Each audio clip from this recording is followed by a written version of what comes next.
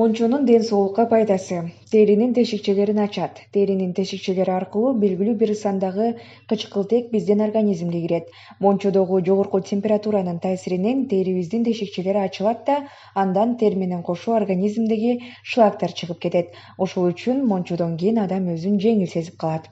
Эң кызыгы моон ооруларын дарылайт. Ревматизмди, остеохондрозду жылуулук менен дарылай турганы баарыбызга белгилүү.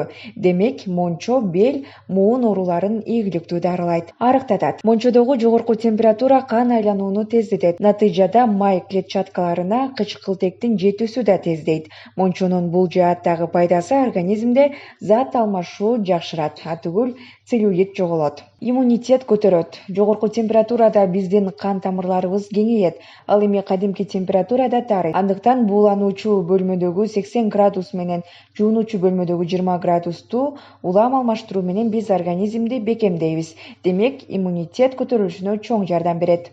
Мончого барганда төмөнкүлөрдү эске алыңыз.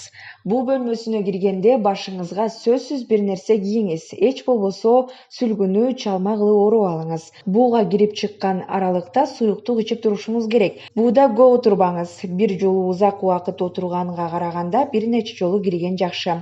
Жумасына бир жолу да мончого барып турган жакшы. Мончодо косметикалык процедураларды колдонуу өтө ыңгайлуу, анткени маска менен крем бул учурда териге жакшы сиңет. Кимге жана качан мончого барууга болбойт? Бөйрөк, боор ооруларынан жабыр тарткандар, жүрөк оорусу барлар, тез мурун канагандар, астмадан жабыр тарткандар, дене табы менен коштолгон сасык тумоо учурунда ачка жана тескерисинче өтө көп тоюп алганда.